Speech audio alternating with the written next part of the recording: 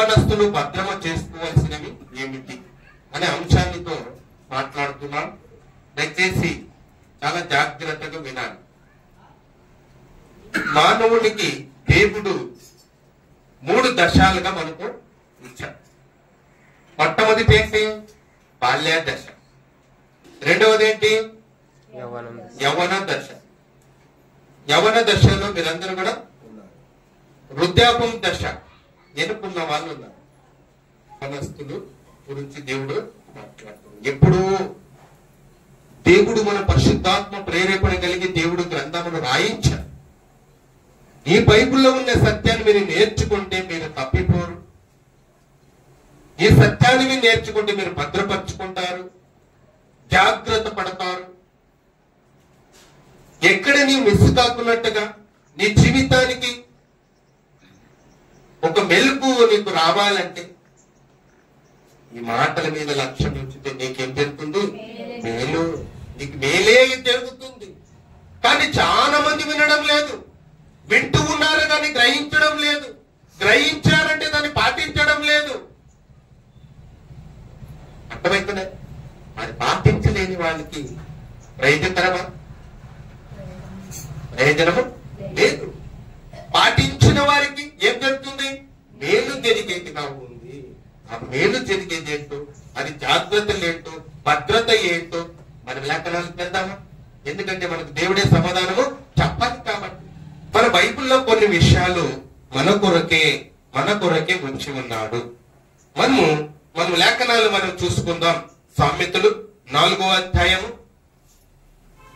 24వ వచనం.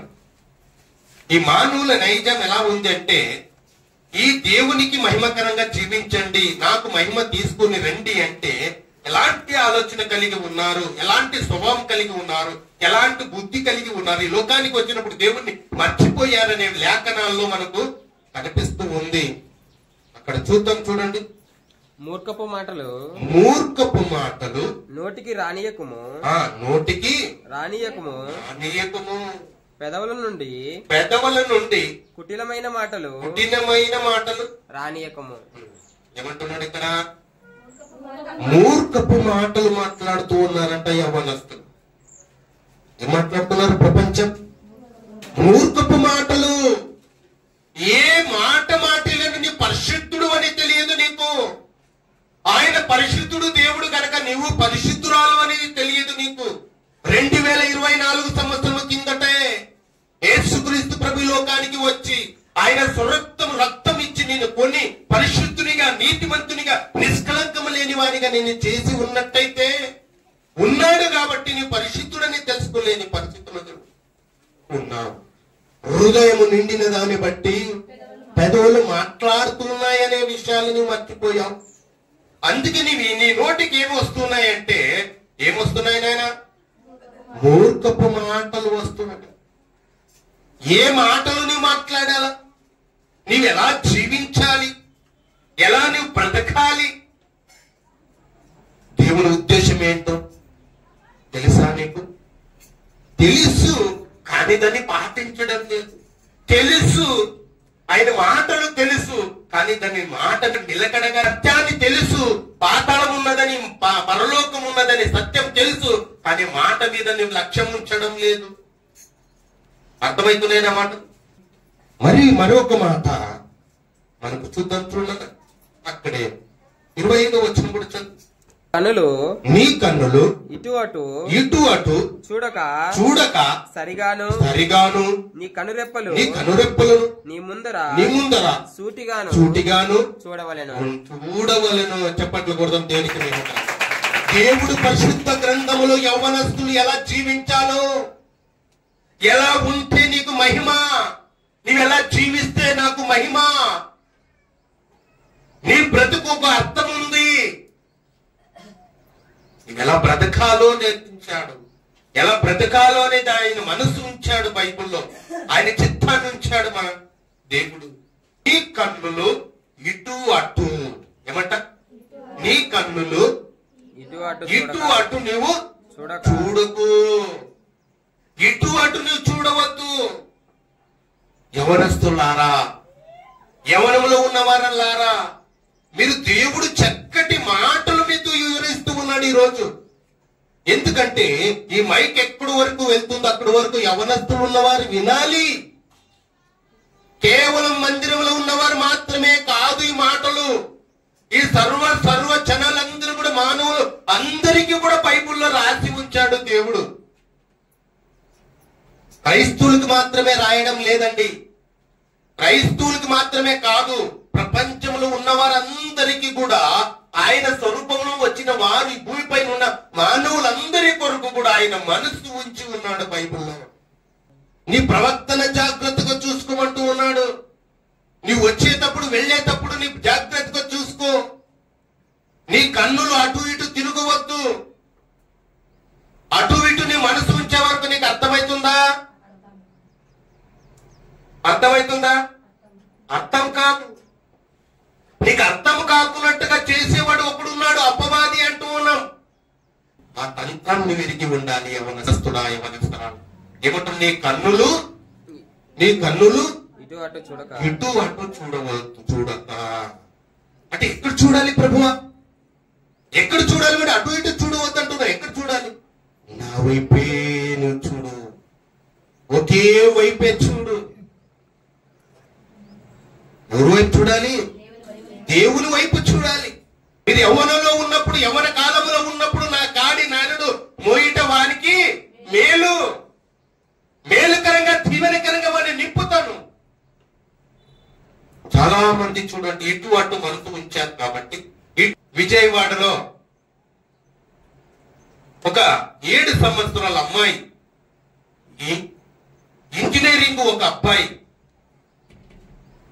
అత్యాచారం చేసి, ఎంతండి పాప?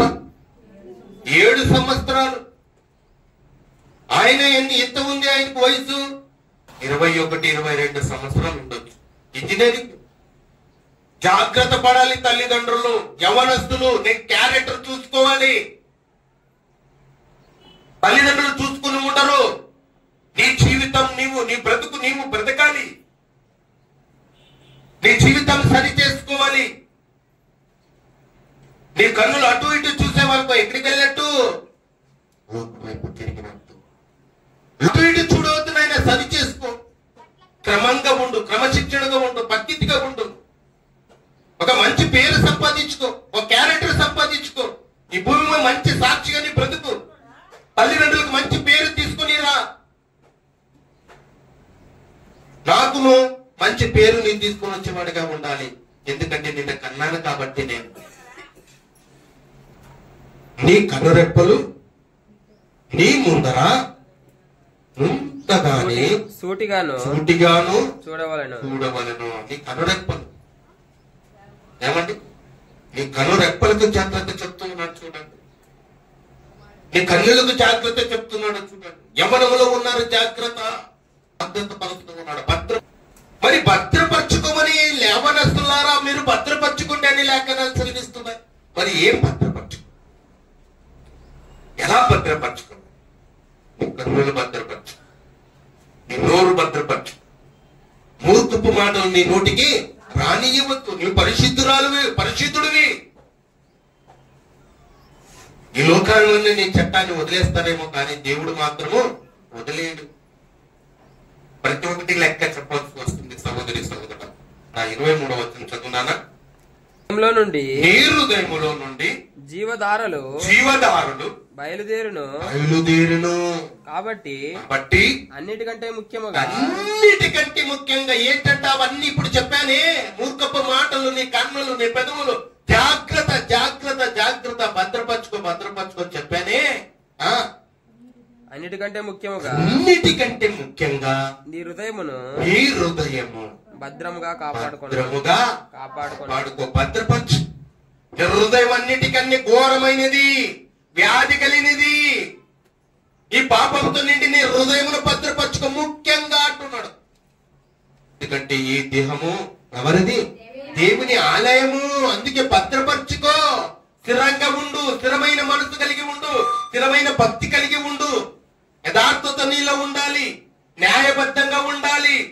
అప్పుడే నాకు ఇష్టమైన వారు. సహోదరుడా, చాలా చక్కటి మాట. ఒక మాట మీరు విన్నారు. ఆ రెండో మాటలోకి కూడా మనం వెళ్దాం. అక్కడే సామెతలు 21వ అధ్యాయము 23వ వచనంలో ఒక మాట కనిపిస్తుంది. చూడండి. నోటి నాలుకను భద్రము చేసుకునేవాడు శ్రమల నుండి తన ప్రాణమును కాపాడుకొనును.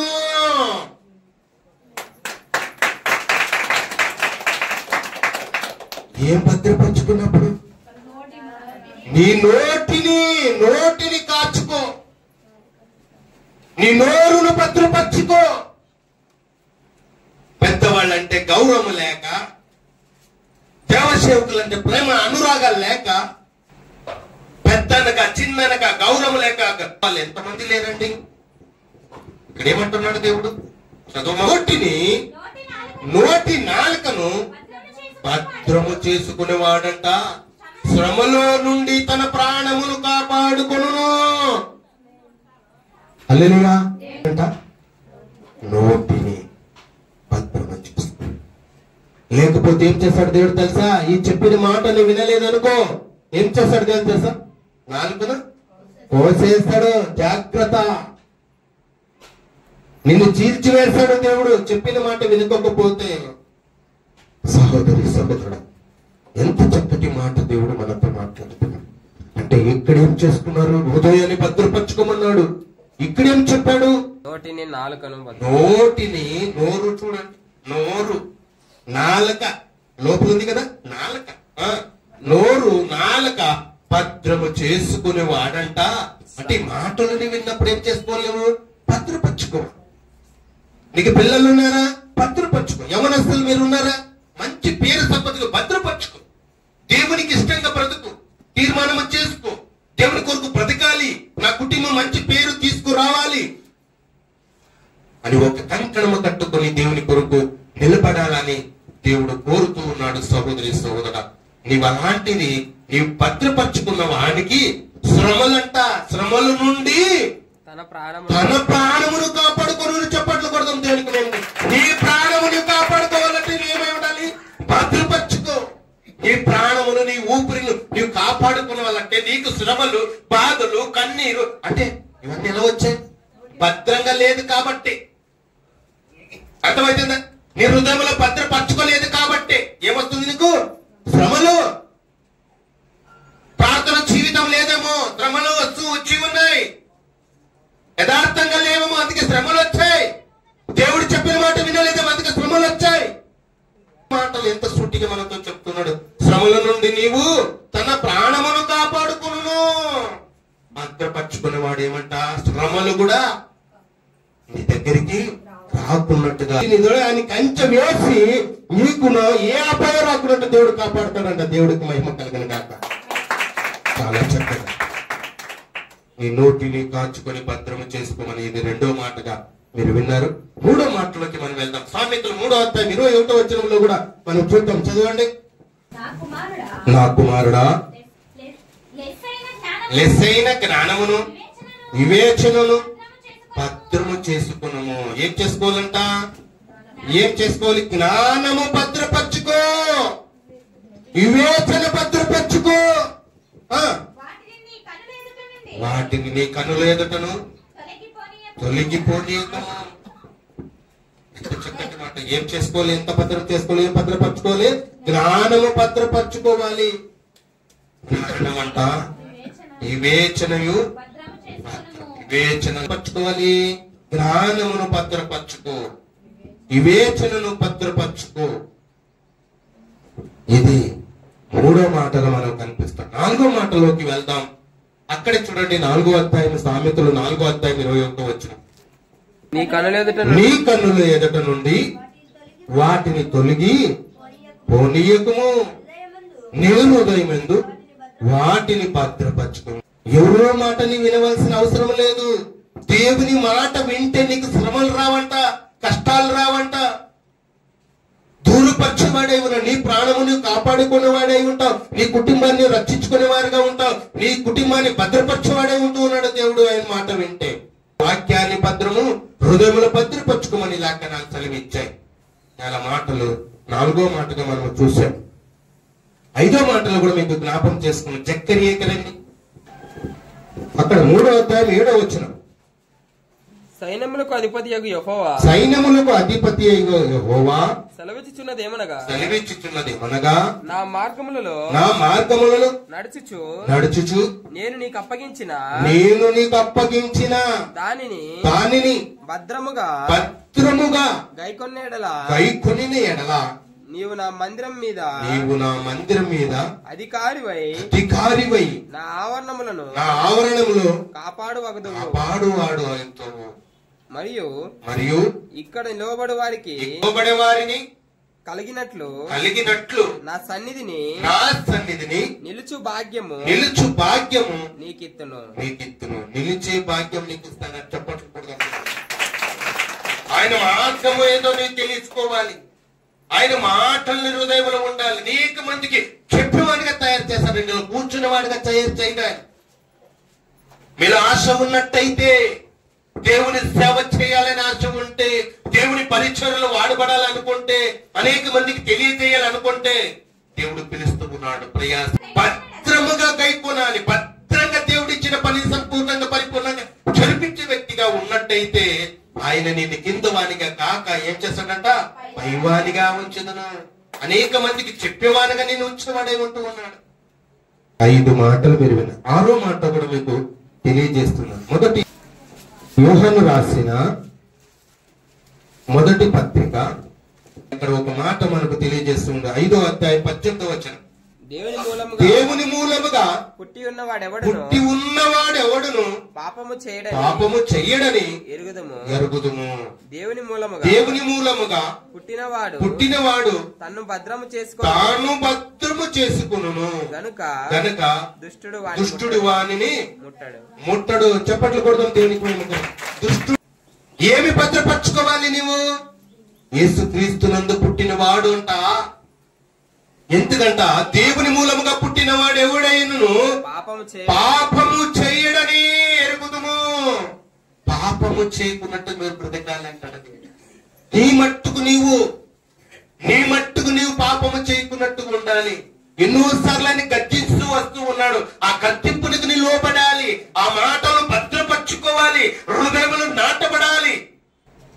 అప్పుడు యేసుక్రీస్తునందు పుట్టిన వాడు ఎవడైనా సరే ఏమంట? పాపము చేయడని ఎరుగుదుము. దేవుని మూలముగా పుట్టిన వాడు తన భద్రము చేసుకొనును. చప్పట్లు కొడదాం దేవునికి. యేసుక్రీస్తునందు చూసావా? ప్రభునందు, తండ్రి యందు ఆయన పుట్టిన వాడంట. ఆ భద్రపరచుకునే వాడై ఉన్నాడు. తన కుటుంబాన్ని సరిచేసుకునేవాడై ఉన్నాడు. బాధ్యత కలిగిన వ్యక్తిగా ఉంటాడు. ఒక బాధ్యత కలిగిన వ్యక్తి అయి ఉంటావు.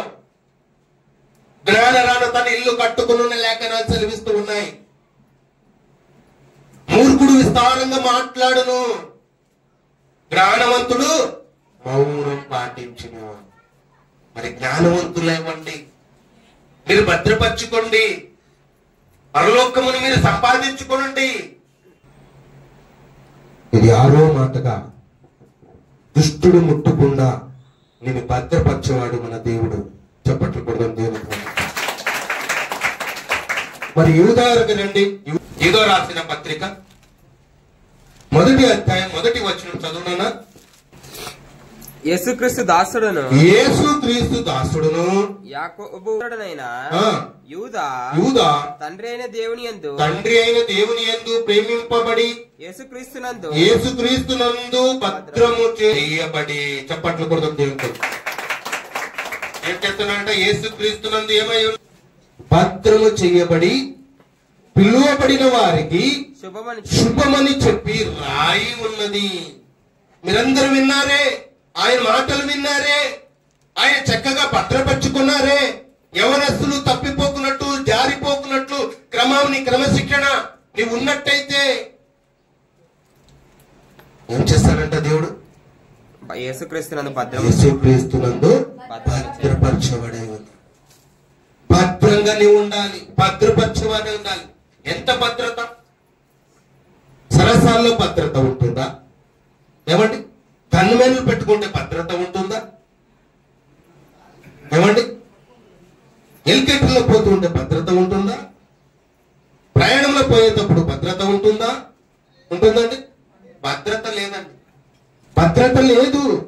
ఈ లోకంలో భద్రత లేదు. ఈ సమాజంలో భద్రత లేదు. ఏమండి? ఎక్కడుంది భద్రత? దేవుని ఎంత భద్రత ఉంది. దేవుని మాటల్లో భద్రత ఉంది. దేవుని క్రియలు, దేవుని పనుల్లో భద్రత ఉంది. ఆయన కునుకు లేకుండా నిద్రపోకున్నట్టుగా ఆయన కాచి కాపాడుకున్నాడు కాబట్టి మీ కుటుంబాలన్నీ కూడా క్షేమంగా ఉన్నాయి. చెప్పట్లు కూడా దేవునికి మహిమకరంగా. ఆయన కునుకు లేక నిద్ర లేక ఆయన రాత్రనక పగలనక ఆయన ఉన్నాడు కాబట్టి గర్జించి సింహం వలె తిరుగులాడుతున్న అపవాదిని కనిపెడుతూ మీ కుటుంబానికి ప్రమాదం రాకున్నట్టుగా, ఆపద రాకున్నట్టుగా నీ చేసే పంటను, నీ పైరను నీ వేసొచ్చి నీ ఇంట్లో లక్షణంగా నువ్వు పనుకుంటున్నావే, దాన్ని కాపలా ఎవరు? దాని భద్రత ఎవరు? ఏ పురుగుపాటు, ఏ పీడి పిశాచి కాటు ఏది పడుకున్నట్టుగా, ఆ పురుగు పడుకున్నట్టుగా, దాన్ని తినివేయకున్నట్టుగా దాన్ని కాపాడితే పంట వచ్చినప్పుడు దేవుని కూడా లెక్క లేకున్నట్టుగా, నేనంటే ఏమనుకున్నావు, నేను ఎన్ని బస్తాలు పండించాను తెలుసా? ఛాలెంజ్ చేస్తూ ఉంటారు చాలా మంది. తెలియదు, సత్యం తెలియదు. తెలియని వాళ్ళు మాట్లాడుతూ ఉంటారు. కానీ దేవుడు అందరినీ కూడా కాపాడుతూ ఉంటాడు. చెప్పట్లు కూడా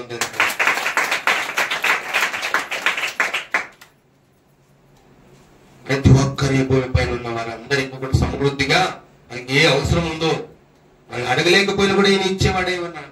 అదే దేవుని పని.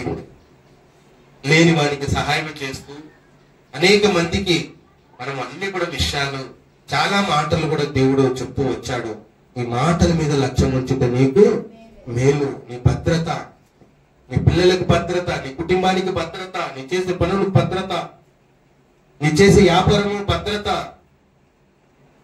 సహోదరుడు, ఎంత చక్కటి మాటలు దేవుడు మనతో మాట్లాడుతున్నాడండి. 7 మాటలు మీరు విన్నారు. 7 మాటలు మరొకసారి ఏం చెప్పుకున్నాం మనము? యవనస్తుల గురించి, యవనస్తులు భద్రము చేసుకోవలసినవి ఏమిటి? అంశం అర్థమైందా మీకు? అర్థమైందా? అర్థమైతే ఏం చేయలేదు సార్ కదా. మరి మరొకసారి రిప్లై చేసుకుందాం. మరి మొదటి మాట, నీ హృదయమును మోసకరమైనది కనుక హృదయమును భద్రపరచుకోమని దేవుడు మొట్టమొదటి మాట. రెండో మాట, నీ నోటిని, నాలుకను భద్రపరచుకో. ఇది రెండో మాట. మూడో మాట, జ్ఞానమును, వివేకాన్ని భద్రము చేసుకో. ఇవి మూడో మాట. దేవుని వాక్యాన్ని హృదయములో భద్రపరచుకోవాలి. ఇది 4వ మాట. 5వ మాటకి, నీకు అప్పగించిన పని సమృద్ధిగా నీవు దేవునిలో నువ్వు ఉన్నట్లయితే, నీ భద్రపరచుకున్నట్లయితే ఏ ఆపదము నీ దగ్గరికి రాకున్నట్టు నీ ప్రాణము నీవు కాపాడుకునేవాడే ఉంటూ ఉన్నా. 6వ మాట, దుష్టుడు నిన్ను ముట్టుకున్నట్టుగా దేవుడు భద్రపరచేవాడే ఉన్నా. 7వ మాట, యేసుక్రీస్తునందు భద్రము పరిచి ఉన్నాడు. ఇవి 7 మాటలు మీరు విన్నారు. ఈ 7 మాటలు కూడా మీరు విన్నవారు జాగ్రత్తగా మీరును భద్రపరచుకుంటే దేవుడు నిన్ను భద్రపరుస్తానని వాగ్దానం చేశాడు ఆయన. వాగ్దానం చేసిన దేవుడు నమ్మదగనే దేవుడు ఆయన.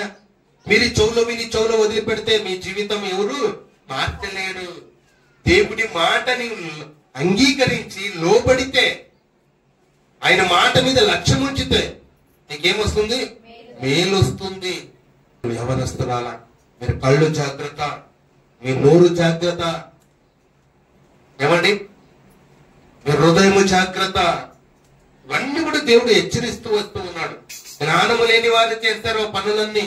జ్ఞానం ఉన్నవారు ఎవరు చెయ్యరు. వాళ్ళ కొరకు కూడా దేవుడు రాయించి ఉన్నాడు గ్రంథం. అందుకే అది పరిశుద్ధ గ్రంథం అయిపోయింది. ఎప్పుడూ రాసి ఉంచాడు ఆయన. ఎందుకంటే ఈ మాటలు మీకు తెలియజేయాలని జీసస్ కాలింగ్ మినిస్ట్రీ మహిమగల సంఘం ఇక్కడ నిలబెట్టి ఉంచి ఉన్నాడు. నా ద్వారా పరిశుద్ధాత్మ దేవుడు మాట్లాడుతున్నాడు.